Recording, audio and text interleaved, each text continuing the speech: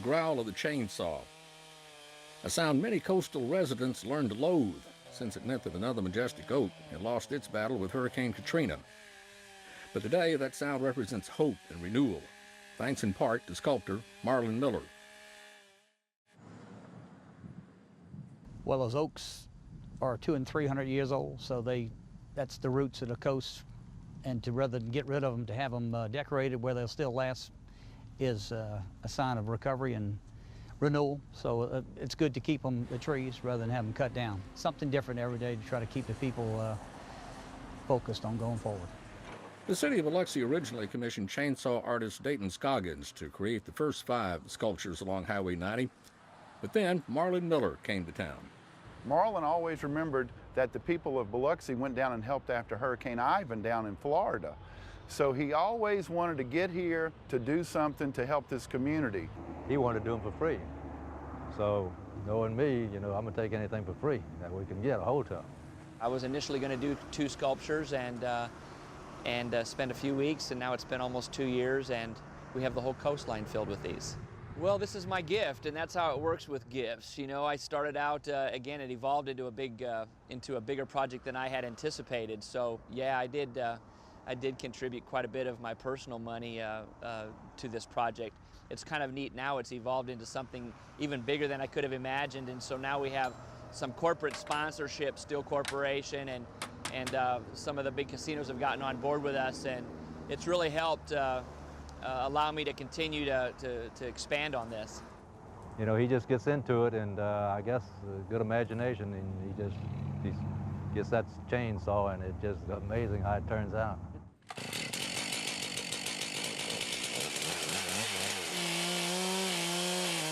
We caught up with Marlon at the Institute for Marine Mammal Studies in Gulfport, where he was sculpting, appropriately enough, dolphins. Dolphins being the marine mammal of the state and the most predominant in the Mississippi Sound was really something that we felt would epitomize that species and was very appropriate to be at our research center.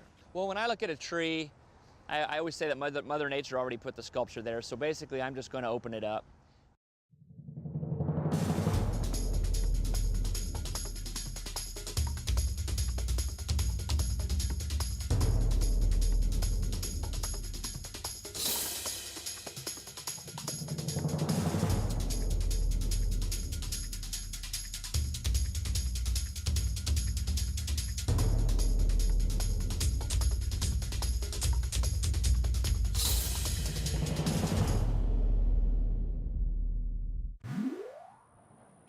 Marlon finished these sculptures in 2 days, but some of his larger pieces can take up to several weeks to complete.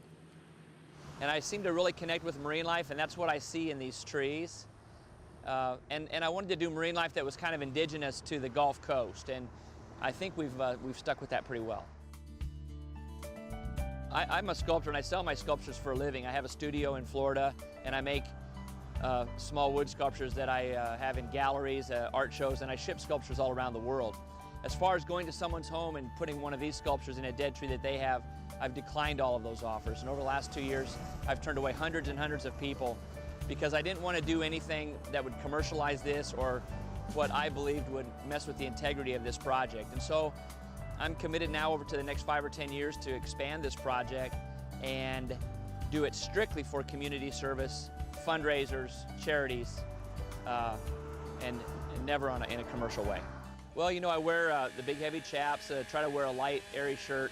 Got to, of course, wear a lot of face protection, ear protection, and a breathing apparatus, which restrict a little bit of oxygen. You get a lot of sawdust on your arms that works as an insulator. So it is very hot, but it's kind of crazy because when I get up there and I'm working on that, and people watching me hear the noise and see the mess and think it's a horrible condition, but in all reality, it's very serene for me, and I feel like I'm painting on a canvas out on a quiet beach somewhere. I would take Marlon Miller over any plastic surgeon that I know of. He can do wonders, I can promise you that. He draws a crowd wherever he goes, but it's not easy, and his talent is astounding, absolutely astounding.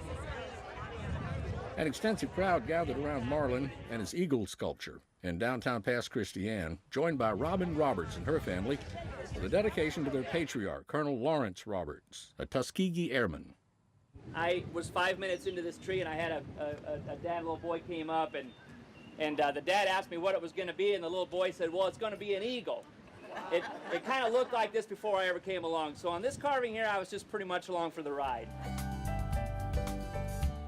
We've had such devastation to come out of this storm, and this has just been such an overwhelmingly inspirational and emotional story. That's a great story. This project stands for the resolve and the resilience of the people that were here on the coast initially. You know, it represented you know, them coming in here and having to do this great big rebuild and doing it with such a positive attitude. And so really that, I think that's reflective of this entire coast and the attitude after Katrina.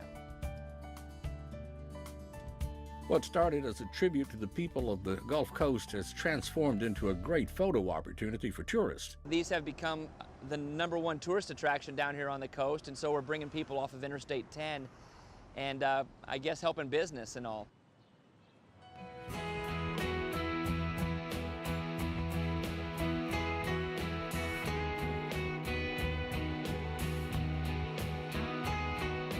The branches that sprouted out of 2 of Marlin's sculptures has caused quite a stir along the coast. You know, I'd carved 2 or 3 cypress trees. I guess this is the controversy for, as being an artist, you know, carving a live tree, but these trees were designated by the DOT to be cut down. They had the big R's on them, and I came back and sprayed over the R to save the tree and put a couple simple sculptures in. The next year they started growing these branches out, and they've been real pieces of conversation for the locals that these carvings are coming back to life. And I guess we just have to tell people that had I not carved the tree, that DOT would have cut them down and there'd be nothing here right now. So I guess we're going to call this a nest and press on with it.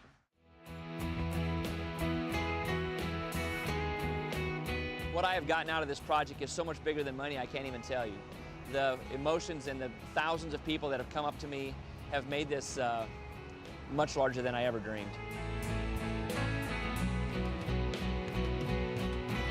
Frankly, it's difficult for him to get work done when he's here for the number of people that come up to him and they tell him the same story over and over and over.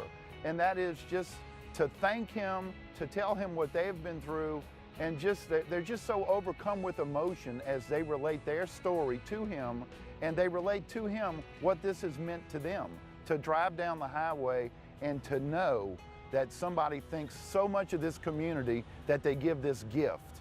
And it's a gift that's going to give for years, for generations to come.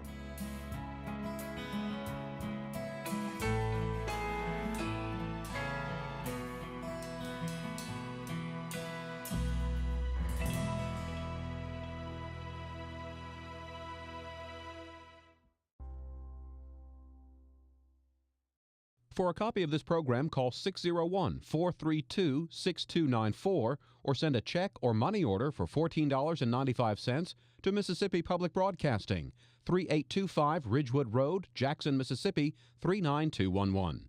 Please indicate the name and date of the program.